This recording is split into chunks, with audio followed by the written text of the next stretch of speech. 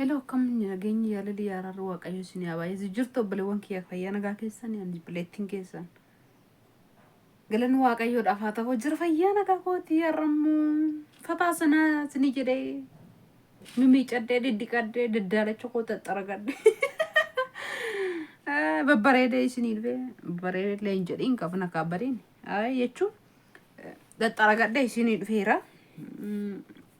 Nageenyi gooftaa isin yaa baay'atu kam jirtu fayyaa nagaa keessan miti jiraanii bakka jiraatanii bakka jirtanitti lafa jirtanitti siniin jedhaa siniin jaaladhaa haddisii warri taatan subscribe godhaa yookaan immoo maatii nuu ta'a warri tuttan immoo jedhaa waan biyya keenya keessaa sinitti agarsiisu yookaan sinitti himuu dhufee jechuudha har'a kaleessa suuqii deemeen ture jechuudha kaleessa suuqii deemeen biyya keenya keessatti maaltu rakasaa maaltu immoo wuddii akka ta'e isin himuu dhufee kanaafuu maal gootu isin immoo laayikii godhaa umaa isinirraan barbaadu daawwadhaa xumuraa warra daawwattanii xumuraa jirtanii jirtu eebbifama waaqayyo isin haa eebbisu galatoomaan isiniin jedha yaada keessan irratti nan beekaara koomentii keessan irratti na himtu waan ta'eef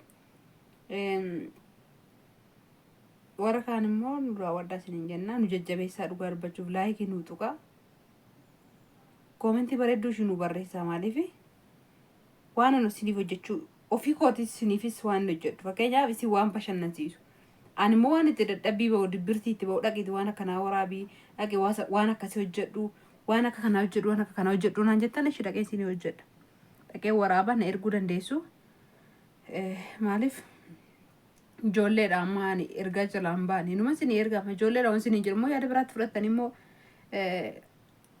arraba dhiisaati isiniin ergamaa isin ergamoo hin dhiisu jechuudhaafani maalumaafuu maal isinitti agarsiisuu dhufe har'a immoo har'a xiqqoo ishii nama isinin naasisa anuu nannee dhugaa dubbachuudhaaf nannee qibaatii kana baay'inaan hin beektu hundi keessanuu maal akka ta'e ilaalame beekaan innaa sanaa footoo kaasee kaa'ee kana jechuudha. Agartanii akkanatti isinii gala footoo isaa isinii maxxansa rakkoo hin qabu qibaatii kana yeroo achi jiru jechuudha dhugaa dubbachuudha birrii 25 doolaara 25 digdama ture iyyuu maal isin jechuun digdamarraa deemee 22 28 jedha jiru 25 ture jechuudha qibaatiin kun yeroo achi jiru argitanii maal akka jedhu laalaa kun footoo isaa isinii maxxansa abshir dambi taree suuqii dhaqeen qibaaticha nan jaalladhan ture rifeensaaf humaanaan goone garuu dhugaa dubbachuuf baay'een dibataa ture yeroo achi jiru na hoksisa yeroo asana fa dibadhe hamman torbeen dhiqadhu ga'u sanatti na hoksisa humaanaan fayyanne garuu rifeensa kootiif sinin sobu hin badu dafee rifeensa keessaa waan dibadhamma torbanitti ta'a yeroo sana garuu baay'een fayyadamaa ba'e yeroo ala jiru amma nan bita jedhee suuqii onnake birrii meeqa otee gaadira qibaatiin kun haara sanitti himu dhugaa sinnaasisa birrii 870 naan jedhan dhugaa waaqayyo sinin sobu isa dhugaati kun birrii 800 fi birrii 70 naan jedhan qibaatiin kun moonnaan naan jedhan baay'ee rifadhe tan dhiisee galee eeshi jedhee kan biraa kana hoo meeqaan bitee gaariidha jaalaashii kana yoon birrii meeqaan bitee gaariidha har'a maalutti funaanuu gadi dhuftee naan hin jedhina abukaadoo kana hoo meeqaan bitee gaariidha hin gaddan bitee jechuudha yaa jaalaashiin kun akkuma argitan guutuudha kaleessan bitechuu ko qibaatiin kun illee akkasuma guutuudha garuu kun isinitti mul'ata dhee yaada maal takka waan tokko waddachinaa galuu dide dhugaa waaqayyoo laayifii kana illee ilaalaa wantootuma nu barbaachisanii maal gadi funaanti akkanaan hin jenne laayifii kana waan ta'e beeku baay'een jaaladha ittiin dhiqadheera garuu beekaanii bane sinumatti agarsiisuu malee ani ittiin dhiqadhee hin jira laayifii kana illee meeqaa yoon bitee gaariidha baalizeenii kana illee meeqaa yoon bitee gaariidha baalizeen xiqqatti kana mee guddaa isa jaalaashii jedha kunis guddaa sana dhiibne guddaa bituun barbaanne yookaan immoo mee akkuma humna ofiitti bulaa mitiiree namni akka warra soddaasa jettanii sun taane yookaan sana namni tokko jettuutu hin taane akka ollaan buletti miti akkamitti bultee ollaa beekaa moo biyya beekaa akkatti bule abbaatu beekaadha oromoon yeroo mammaaksa jechuun akka baante jiraatetti jiraachuun nama tokkoof hin ta'u. Fakkeenyaaf ani bifa koo kana geeddaree bifa nama biraa san fakkaachuu hin danda'u. Amala koo kana geeddaree amala nama biraa fakkaachuu hin danda'u. Maaliif ani anuma kana. Waaqayyo sirnaan uume ana. Nama tokko jedheetuma amala isaa wajjin bifa isaa wajjin maalummaa isaa wajjin uume waaqayyo waan ta'eef dirqama akka nama biraaf gochuu hin danda'u. Waaqayyo akkan of jijjiirutti miti yaadna uume. Of jijjiiruun sin hin jira hojjennee of jijjiiruu hin dandeenya. Amala keenya bifa keenya amala badaa qabna yoo ta'e hin jijjiiramna ishii. Nama arrabsina yoo ta'e hin dhiibna, nama lolloo ta'e hin dhiibna. Kun hin jira nama lolloo ta'e hin dhiibna. Garuu akka ishiittan uffadha, akka ishiittan nyaadha, akka ishiittan viidiyoo waraaba, akka ishiittan dibadha, akka ishiin sun taatiin ta'a jechuun bafassuun hin danda'amu. Maaliif isin hin jedhe waan kana fidee xiqqeessee sinumatti agarsiisuuf ali.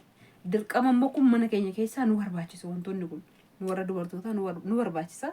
Akka humna keessanitti jechuudha. Akka humna kootti hin bula. Amma muka anaa waliin hin yaabbadhu. Garmalee anaa ol dheeraadha waan ta'eef. Tokko lammanni immoo wanta nama ol ta'e tokko. Wanta kan ofii hin taane tokko wajjin intiniin jedhan jechuudha. Kanaafuu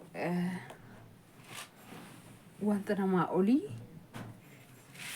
dirqama qaban itti darra'anii yaabbachuudhaaf muka namaa ol jiru. Akka ofiitti bulu. Akka amala ofii akka waaqayyo waan hundumaa keessatti nagaa naaf haa kennanis kanan jaalladha. Malee akka warra soddaanatti golfisiifta akkana godhi. Akkas godhi. Akkana ta'ii isa jedhamu sana kiyaan qaban immoo waa'een dubbachuu dhufee waa'ee isaa otoo hin taane waa'ee qibaatii kanaati. Garuu isumayyuu kanuma immoo akka humna koottan bula. Sinii galee akka humna keessanitti bultu. Abbaan barbaadan miliyoona qabaaddaa miliyoona dhaba. Abbaan barbaadan immoo bir tokko qabaaddaa bir lama qabaaddaa. Waannaan fayyaadha jaalalaa qabeenyi fi foon biyyoodha. Faayidaa hin qabdu. Qabeenyis amma xiqqootti kun argaa jirtu biyyoota adda addaa irratti waan ta'aa jiru. Manneen akkam bareedan maal jedhan waan isaan ta'an argaa jirtu. Amma xiqqootti lafatti dabalamu. Waan hundumaa dursa waaqayyo hubannaa namaaf haa kennu.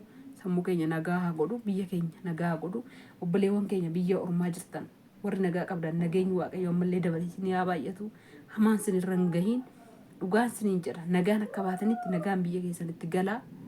Waaqayyo ani kana waan namaaf hawwu dubbachuu kooti malee isheetu nagaa keenya beekaa minaamin akkanaan hin jenne.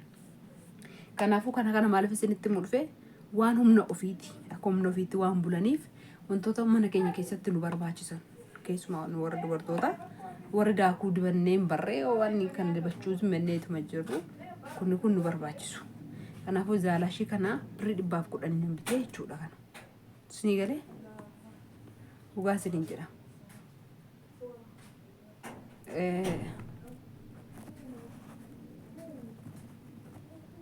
Zaalashiin kun 110 isiniin jedhe miti. 110 hin bite. Ani sinumatti agarsiisuu fi maaliif qibaatiin eeggadda hojjedhe irratti biyya keenya keessa kana birrii meeqaan jira meeqaan hin argama warri jettan jirtu. Ani isa hin gaafanne kanan gaafadhe kana kun zaalashiidhuma abukaa baalizeen kun kullee birrii 50. Sinii galee meennaa sin biyya jirtan kunii fi kun birrii meeqa akka turan ofii keessatti tilmaama tokko. Kunillee laayif boon kun jechuudha birrii 12 turte miti dura. Dhugaa waaqayyo birrii 40.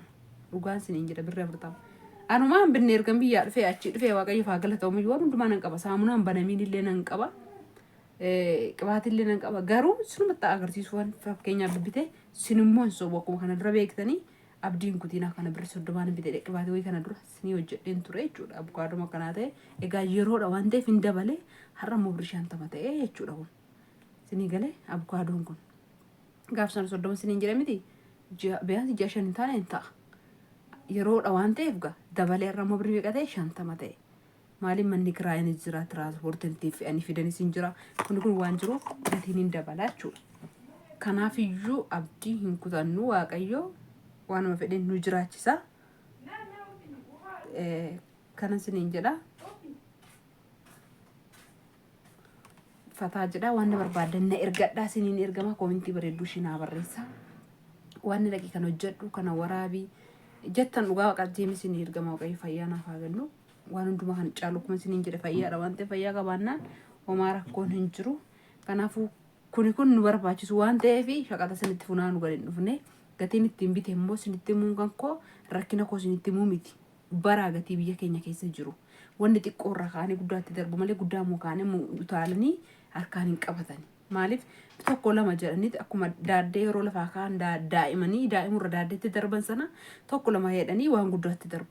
Otoo narra waan gurguddaa sana bitee isinitti agarsiise sinnaasisuus hin danda'a. Abbaa 870 sotoon bitee kan biraa kanneen isa caalan illee baay'eetu jiru.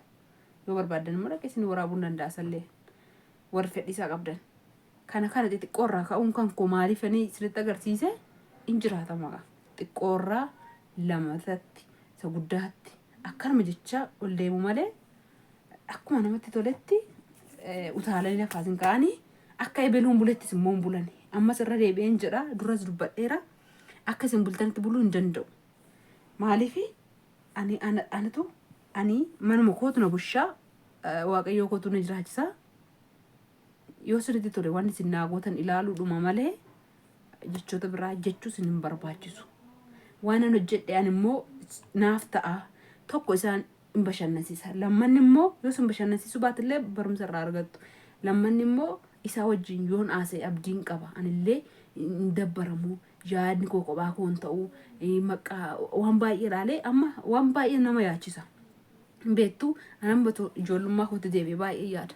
Dhugaan isin jedha naan biyya jiru sannaan biyya jiru yaada maal akka ta'e hin beeku. Sannaan biyya jiru innaa ijoollummaa kooti innaa maazirii koo bira jiru baay'ee natti dhaga'ama na haasasiisa. Garuu manuma koo keen jira harka koon hin tashadhee nyaadha harka koon hin ciise ka'a miti na haasasiisa maal akka ta'e hin beeku. Isa duraan yaachisaa jechuudha. Garuu anamma yeroon dhufee immoo gara keessan dhufee wajjin taphadhee maal jedhee jedhu yaada gaarii warri naa barreessitan jirtu yaada keessanirra wanta gaarii waan hin argadhuuf natti tola baay'ee. Isinii galee kanaafan simbira dhufa malee ani sin dabbara jedhe simbiraan dhufu olla gamtus jedhee yookaas immoo waan ati gootu olla gama fa'aa warreen jette. Ani beekan kominti baay'ee dubbadhus hojjechuu dhiises batalee soorsaa nam tokko ittiin eelaan akkan xumu. Lammaffaa maqaasaa dhooftanii nam tokko ittiin komintii barreessita abbaan komintii sana barreessitu obbeekita waan ta'eef hin barreessita taanaan waa of eeggadhu siin jedhe naaf ilaalin viidiyoo koo. Uumaa qabeenya yookaan gargaarsa tinaa gootu natti taafu. Siigalee warri sammuu keessan nagaa ta'e qofti warri waaqayyo nagaatti isin jiraachise qofti ilaala sinan jaaladha. Waan barbaadanne ergadha yaada bareedaa naa barreessa. Kana isiniin jedha waaqayyo sinaa eebbisu nagaan tura.